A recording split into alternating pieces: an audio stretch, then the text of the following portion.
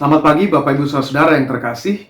Jumpa lagi dalam program Morning Call GPIB, dan kali ini bersama saya Pendeta Hendra Purba. Sebelum membaca dan merenungkan sabda Tuhan, mari kita bersatu di dalam doa. Kami bersyukur ya Tuhan atas anugerah-Mu, kami boleh bangun di pagi hari ini setelah kami beristirahat sejak malam tadi. Dan sebelum kami lebih lanjut beraktivitas, kami mohon kiranya Tuhan membimbing kami, agar firman yang kami dengar dapat menuntun kami untuk bertindak dan bersikap seturut dengan kehendak-Mu. Ampuni akan segala dosa dan pelanggaran kami ya Bapa, agar kami layak untuk menerima dan melakukan sabda Tuhan. Demi anak-Mu Yesus Kristus, kami berdoa. Amin.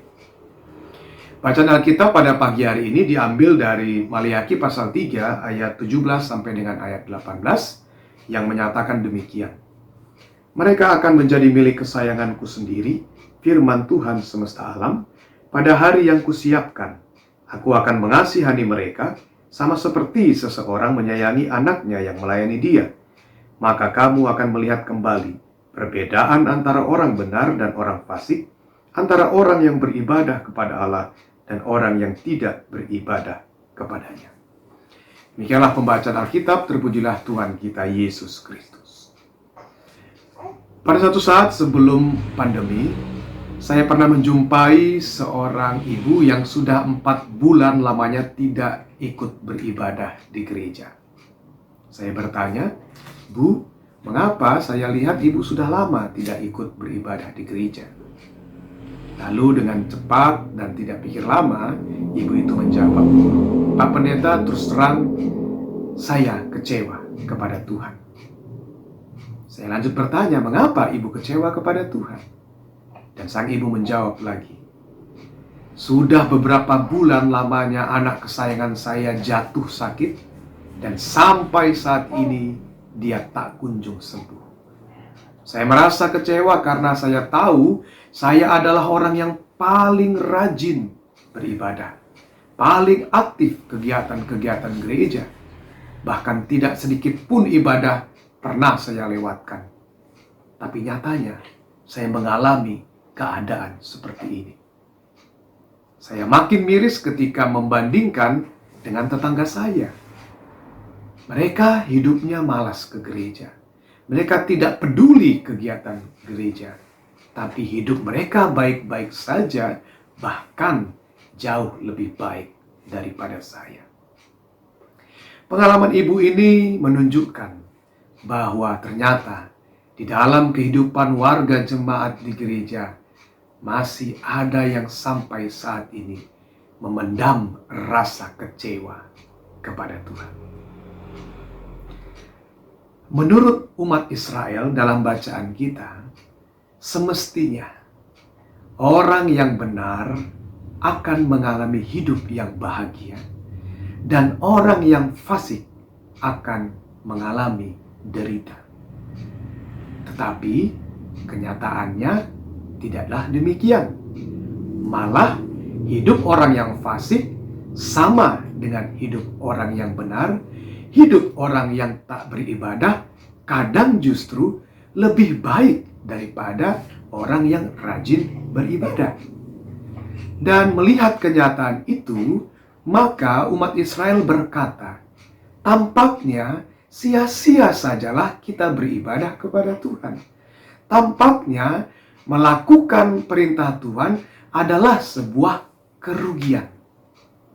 Sebab kalau kenyataan itu terjadi, maka enak betul jadi orang fasik.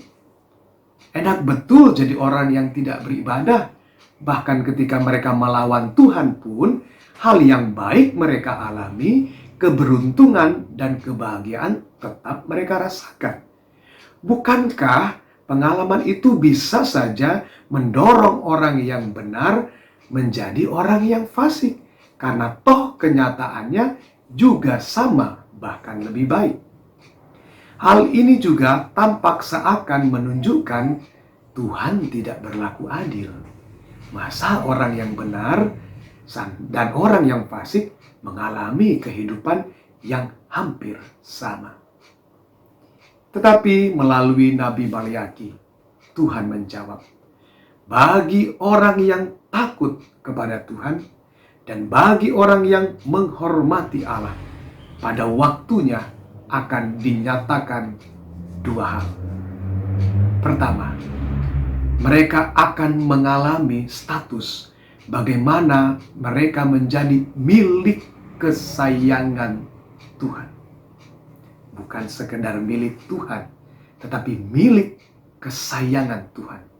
Itu artinya mereka yang benar akan diperlakukan istimewa, akan dilindungi sehingga orang lain tidak akan dapat mengambilnya. Sama seperti kita Bapak Ibu, kalau kita punya barang yang kita cintai, kita pasti akan sembunyikan di tempat yang aman, yang orang lain tidak tahu, dan kita pasti akan jaga dia. Begitulah yang Tuhan lakukan ketika kita jadi orang yang benar. Tuhan akan menempatkan kita sebagai milik kesayangannya.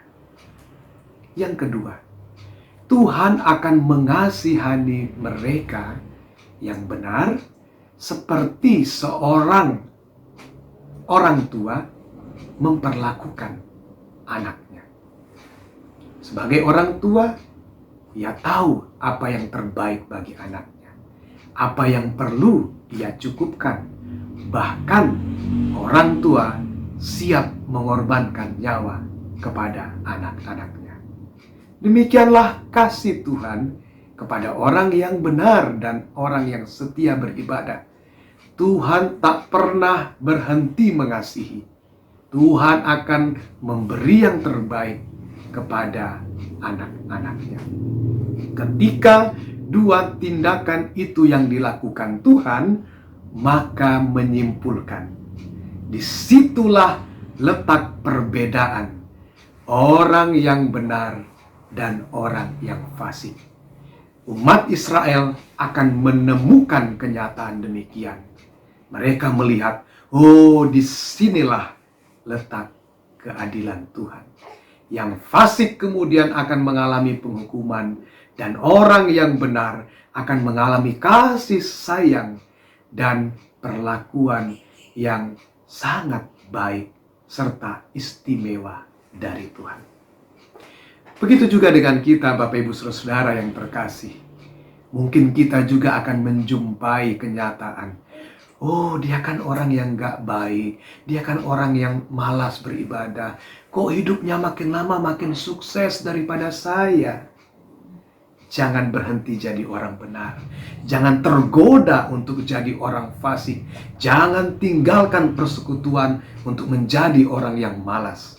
Sebab pada waktunya Tuhan akan menunjukkan keadilannya bagi kita. Yang benar akan dikasihi dan mendapat perlakuan istimewa, dan yang fasik akan mendapatkan penghukuman. Ini cukup bagi kita untuk tetap menjadi orang yang setia beribadah kepada Tuhan, orang yang benar di hadapan Tuhan.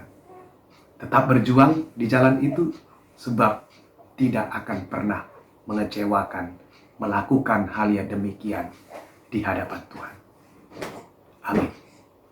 Mari kita bersatu di dalam doa.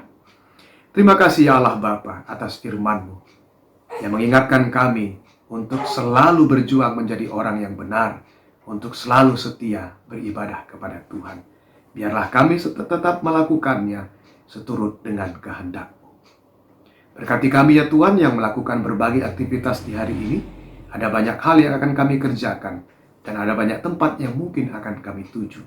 Lindungi kami Bapa, dan sertai kami, supaya kami tetap aman dan diberikan berbagai kecukupan. Berkati juga kehidupan bangsa dan negara kami.